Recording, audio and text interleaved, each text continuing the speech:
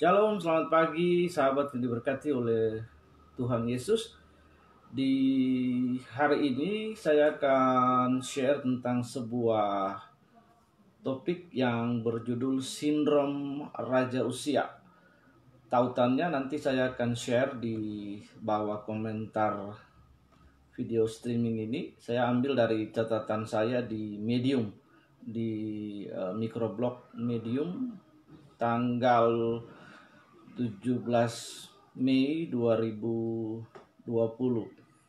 Nah, sahabat yang diberkati oleh Tuhan Yesus, 2 Tawarik 26 ayat 16 menunjukkan kepada kita suatu pelajaran yang perlu kita belajar dan menjadikan kita untuk mawas diri.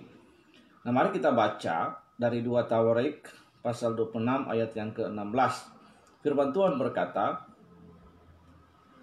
setelah ia menjadi kuat, ia menjadi tinggi hati, sehingga ia melakukan hal yang merusak. Ia berubah setia kepada Tuhan Allahnya, dan kemudian memasuki bait Tuhan untuk membakar ukupan di atas mezbah pembakaran ukupan. Sahabat dapat membacanya dalam 2 Tawarik 26 ayat yang ke-16.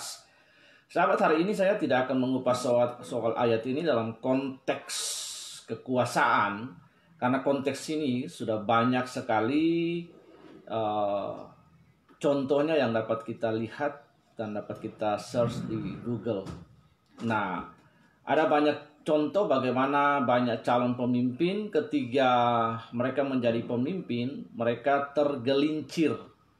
Abraham Lincoln, Presiden Amerika Serikat yang terkenal, itu mengutarakan hal ini dalam sebuah kutipannya yang paling terkenal. Abraham Lincoln pernah berkata, hampir semua orang bisa menghadapi kesengsaraan, tetapi jika Anda ingin menguji karakter seseorang, berikanlah ia kekuasaan. Nah, kekuasaan itu bisa merubah mindset orang, bisa merubah karakter orang, bisa merubah perilaku orang. Tidak usah jauh-jauh sampai ke kekuasaan, tampuk kekuasaan yang paling tertinggi. Just the simple things.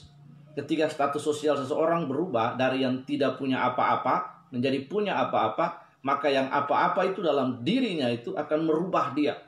Bagaimana dia bermetamorfosa secara sosial, karakter dan perilakunya berubah karena ada sesuatu yang menjadi dasar buat dia untuk bermegah. Alkitab berkata, jika kita bermegah, hendaklah kita bermegah karena kita mengenal Tuhan. Know God and to make Him known in our daily life. That's the many people, they can see us. There's a Christ in our daily life. There is a Christ in our attitude. There is a Christ in our character. Nah, ini yang terjadi.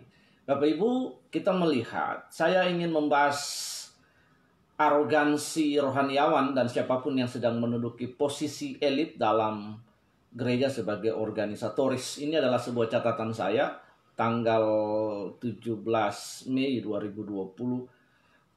Saya suka sekali menulis catatan ketika when Holy Spirit put something in my mind, in my heart, dan kemudian saya mencatat dan menulisnya.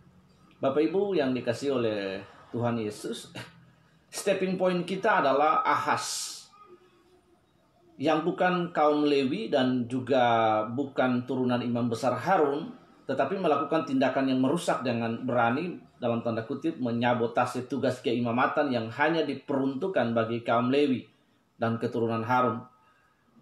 Dia tidak puas hanya sebagai raja dengan tiga kekuasaan. Saya meminjam istilah trias politika, ada legislatif, ada yudikatif, ada eksekutif.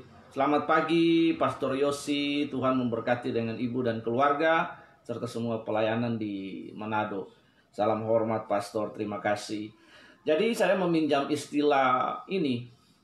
Konteks yang saya bahas ini adalah konteks the Old Testament. Jadi dalam perjanjian lama, orang Israel ketika dalam relasi mereka berurusan dengan Allah diwakili oleh kelompok The Leviticus imam atau para Kohanim, imam Lewi. Imam turunan Lewi pun terbagi dalam beberapa klan. Hanya Imam Harun dan keturunannya ada Kehat, ada Merari, dan kemudian ada anak-anaknya yang lain. Mereka hanya itu yang dapat melayani dalam kemah pertemuan. Kemah pertemuan pada mulanya di Silo, kemudian nanti ketika Daud membayar lunas tanah dari Arauna orang Yebus, kemudian bait Allah itu dibangun dan pindah ke tanah dari Arauna orang Yebus di the Mount of Zion. Nah, Bapak Ibu Saudara yang dikasihi, dalam konteks perjanjian lama ini saya meminjam istilah trias politika hari ini dalam konteks berbangsa, yaitu trias politika, ada yudikatif, ada eksekutif, ada legislatif. Nah, Ahaz sudah mempunyai seluruh kekuasaan ini secara administratif dalam fungsi raja tadi. Jadi hanya ada dua fungsi di Israel, raja, kerajaan, raja yang memimpin, kemudian ada fungsi keimamatan sebagai pemimpin rohaniawan, ya, spiritual di Israel. Nah, kita melihat di sini Alkitab yang barusan saya baca tadi dalam 2 Tawarik 26 ayat 16 berkata, setelah Ahaz menjadi kuat, ia menjadi tinggi hati sehingga ia melakukan hal yang merusak. Ia berubah setia kepada Tuhan Allahnya dan memasuki bait Tuhan untuk membakar ukupan di atas mezbah pembakaran ukupan. Ini salah satu bentuk sabotase daripada tugas keimamatan dalam konteks perjanjian lama. Kalau dalam konteks perjanjian baru, maka dalam pertama Petrus pasal yang kedua ayat 9, tapi kamu adalah bangsa yang terpilih, imamat yang rajani. Ketika Yesus mempersembahkan dirinya sebagai korban yang agung, anak domba, maka tabir bait Allah terbelah menjadi dua, maka sistem upacara seremonial liturgi di dalam Temple of God itu berhenti. Semua orang adalah imam yang baru dalam perjanjian baru di hadapan Tuhan. Tapi dalam konteks ini Allah membuat ikatan dan perjanjian between the Leviticus and him, antara pada Allah dan orang Lewi, bahwa keturunan Lewi tidak akan terputus untuk melayani dan tugas keimamatan itu diberikan. Bapak Ibu, salah satu suku bangsa yang paling unik di muka bumi adalah orang Israel. Setiap agama di bumi ini, siapapun para nabinya, dia mendapat pewahyuan secara personal dari Tuhan. Tapi berbeda dengan orang Israel. Pewahyuan bagi orang Israel ketika orang Israel mengenal Allah adalah all nation, whole nation. Seluruh bangsa, bukan all nation ya, saya minta maaf, tapi whole nation, satu bangsa besar itu, one nation. Tuhan berbicara kepada satu bangsa. Jadi mereka tahu, jadi Tuhan berbicara kepada satu bangsa di kaki gunung itu kepada mereka. Tuhan menampakkan diri kepada satu bangsa. Nah, Tuhan tidak menampakkan diri saja kepada satu orang, tapi satu bangsa. Jadi semua bangsa itu tahu tentang Allah. Nah, ini yang luar biasa. Ini adalah pewahyuan nasional, dan pewahyuan nasional ini tidak ada dalam agama-agama apapun, hanya adalah akar kekristenan, yaitu Yudaisme. Jadi Bapak Ibu Saudara yang dikasihi oleh Tuhan, di sini kita melihat Alkitab memberikan kita rujukan. Setelah ia menjadi kuat, ia melakukan hal yang merusak dengan merampas jabatan imam yang harus membakar ukupan. Raja-raja kerajaan selatan atau kerajaan Yehuda adalah kerajaan terakhir yang dihancurkan. Kerajaan Israel Utara 10 suku dihancurkan lebih dulu karena mereka dipimpin oleh Yerobeam bin Nebat. Nah, kita melihat hanya Ahaz yang ingin menjadi wakil Tuhan. Dia tidak puas dengan jabatan raja, tidak puas dengan jabatan struktural sebagai pemimpin pemerintahan Israel. Tapi kerajaan Yehuda, maksudnya dia ingin mengambil jabatan menjadi wakil Tuhan. Nah, para nabi. Nah, dia tidak mengerti fungsi nabi, fungsi imam ini. Nabi berasal dari imam dulu. Imam adalah orang yang sudah dipilih oleh Tuhan dari keturunan Harun. Dan kemudian ada the rule of the Leviticus, rule of the Kohanim. Ada peraturan-peraturan imam yang mengikat mereka. Dan salah satu peraturan imam adalah bahwa dari keturunan Harun. Dan hanya setahun sekali imam besar Harun yang dapat masuk ke dalam ruang Maha Kudus untuk mempersembahkan ukupan. Nah, ataupun dari anaknya Imam Harun yang ditabiskan menjadi imam besar. Para orang Lewi yang lain, mereka melayani pada konteks yang lain sebagai pesuruh dan para pelayan di bait Allah. Bapak Ibu Saudara yang dirahmati oleh kasih karunia Tuhan, di sini ini adalah sebuah kondisi yang berbahaya sekali akibat tindakannya. Akibatnya adalah kusta menjangkiti tubuh daripada Raja Ahaz. Penyakit kusta mewakili isolasi sosial. Karena itu Bapak Ibu, saya punya prinsip dalam pelayanan, dan ini saya bersaksi juga. Saya pernah memimpin sebuah organisasi, sebuah pergerakan, bukan organisasi, tapi sebuah pergerakan. Saya menata organisasi itu secara finansial, pergerakan finansial dengan pembukuan terbuka. Artinya ada uang masuk, itu teman-teman yang lain yang ada dalam lingkaran leadership itu mereka tahu berapa uang yang masuk, berapa uang yang keluar. Ketika ada uang masuk, saya setting selalu dalam bentuk notifikasi email itu masuk ke mereka. Mereka tahu jumlah uang yang masuk dalam sebuah pergerakan ini. Menata mereka dan selalu membangun komunikasi terbuka. Pada suatu momen ada rekan lain yang ingin memimpin. Kemudian saya berkata kepada teman-teman bahwa kita tidak usah musda, kita tidak usah buat musyawarah. Tapi kita lakukan adalah siapa yang menjadi pemimpin, saya serahkan kepemimpinan selanjutnya kepada dia dalam sebuah keluarga pergerakan. Bagi saya kepemimpinan bagi saya adalah kita belajar untuk memberi diri kepada Tuhan dalam sebuah pelayanan. Dan kalau Tuhan mempercayakan sebuah pelayanan kepada saya, maka Tuhan akan kasih tugas dan tanggung jawab. Dan kemudian kalau ada orang lain dalam konteks merampas, mengambil pelayanan, saya tidak pusing.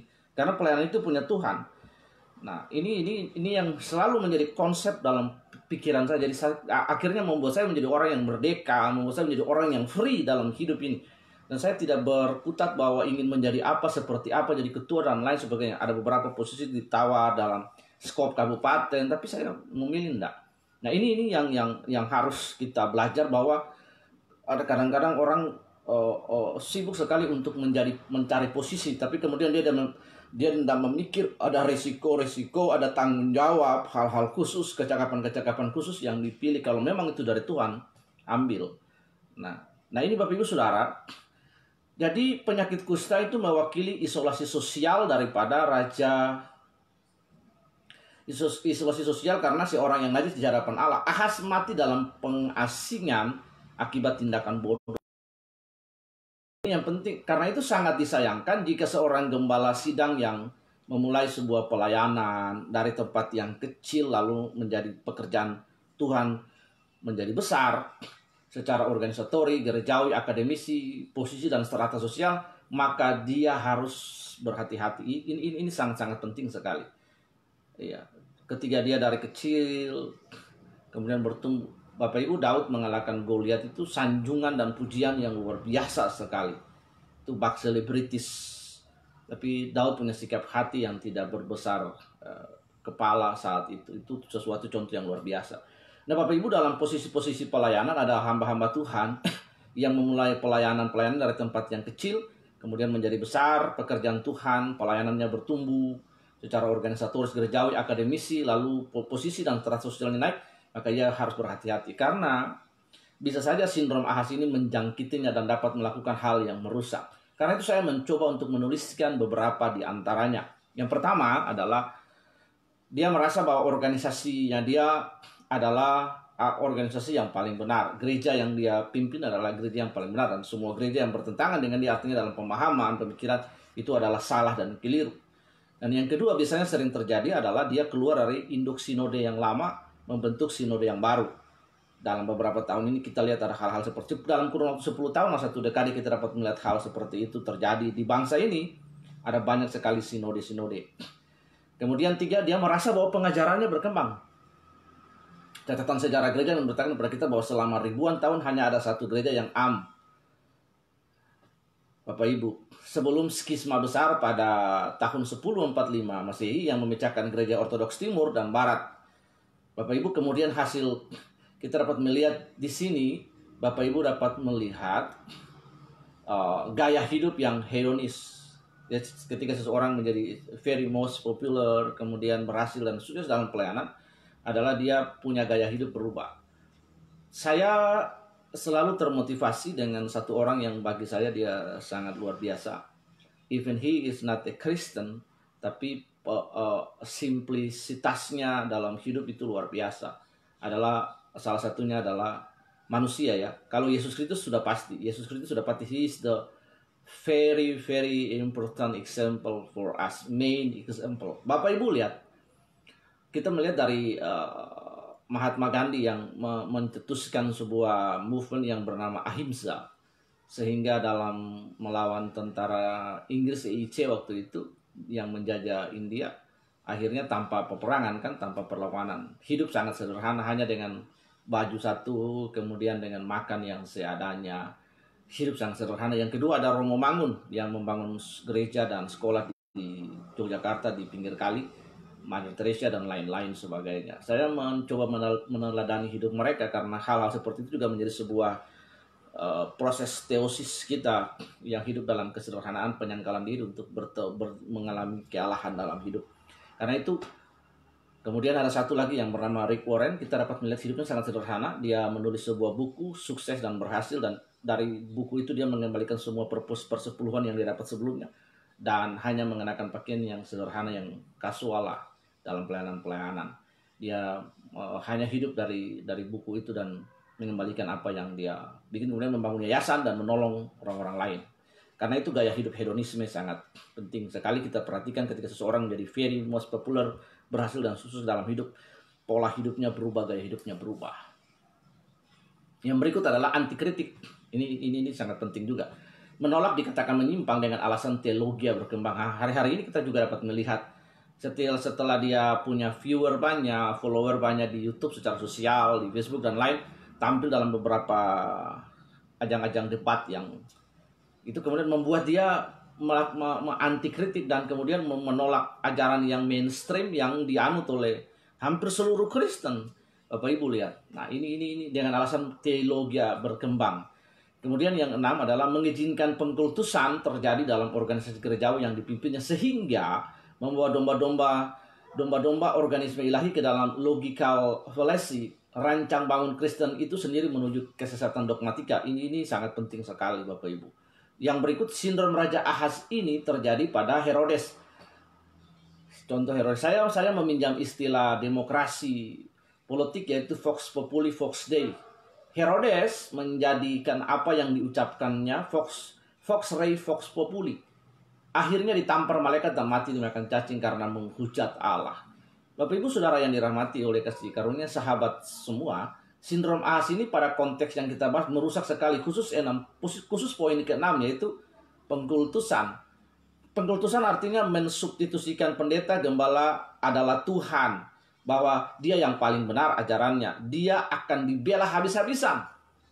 Padahal teladan Jemaat Berea dalam Kisah Rasul 17 ayat 10-11 adalah teladan bagaimana Paulus adalah murid Gamaliel, lulusan sekolah Yesiva, tidak mungkin salah, namun membiarkan dirinya diuji oleh skriptura. Skrip maksudnya, karena zaman Paulus Alkitab belum ada, tapi tulisan para nabi, nabi kecil, nabi besar, Torah, Dekalog ya. Bapak Ibu, maksudnya adalah Pentateuch, 5 kitab Musa. Tidak ada ajaran yang baru di muka bumi ini. Bukankah pengkhotbah berkata bahwa tidak ada yang baru di bawah matahari? Yang ada sekarang ini adalah amplifikasi atau pengulangan dari sejarah. Karena itu Bapak Ibu Saudara yang dirahmati oleh kasih karunia, sindrom Ahaz ini paling penting sekali dalam konteks berhubungan dengan pengkultusan. Pengkultusan itu artinya kita mensubstitusikan pribadi pendeta, pribadi gembala, Tuhan bahwa dia yang paling benar, ajarannya benar, bahwa dia nggak mungkin salah. Nah, ini keliru sekali. Paulus yang seorang teolog yang hebat pada masanya pun membiarkan dirinya diuji oleh Jemaat Berea. Bapak Ibu bisa membaca dalam Kisah Rasul 17 ayat 10-11. Karena itu Alkitab berkata bahwa semua yang ada di bumi ini adalah amplifikasi, pengulangan saja. Tidak ada yang baru, pengulangan. Nah, sekalipun pendeta, pemimpin rohani, orang baik, tetapi ingat, Bapak Ibu Saudara yang dirahmati, ingat dia bisa saja dilantik oleh organisasi gerejawi menjadi pendeta gembala, tetapi tidak semua kata-katanya berasal daripada Tuhan. Ini penting sekali bagi kita.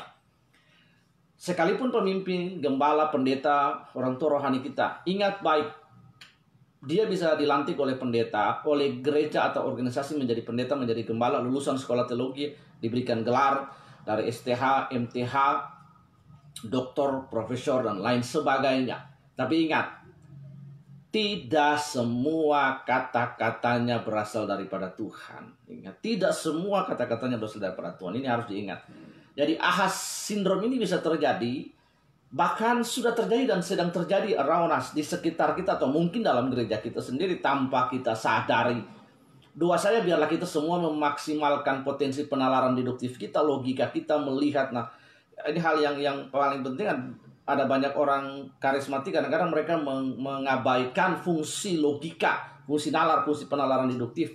Nah, ini yang keliru. Buka mata kita, lihat kita, mengawasi dan melihat bahwa pendeta kita pun biarlah punya potensi untuk memiliki sindrom Ahas. Jangan-jangan sampai terjadi dalam gereja kita secara terstruktur, masif, dan sistematis melalui silogisme yang dibungkus dengan pengajaran yang dicap paling benar.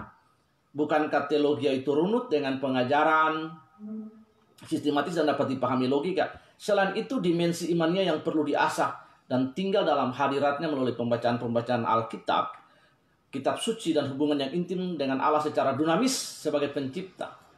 Karena itulah yang dapat menolong kita untuk dapat terhindar daripada sindrom Ahas, Bapak Ibu. Dan akhirnya kemuliaan hanya kerajaan sampai selama-lamanya, kai Alfa tu Omega. Bapak Ibu, Tuhan Yesus memberkati kita semua dalam hari-hari yang kita layani. Ingat bahwa menjadi besar dalam kerajaan Allah adalah bagaimana memberi diri untuk melayani orang lain, bahkan yang kita anggap paling rendah sekalipun dalam pelayanan-pelayanan kita. Tuhan Yesus memberkati kita sepanjang hari ini. Shalom.